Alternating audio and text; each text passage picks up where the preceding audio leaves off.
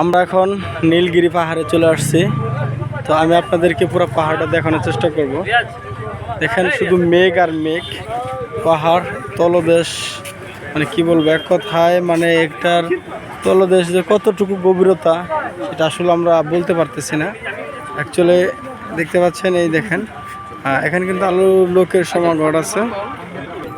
ওই যে দেখতে পাচ্ছেন মেঘ, এগুলো কিন্তু মেঘ উঠতেছে।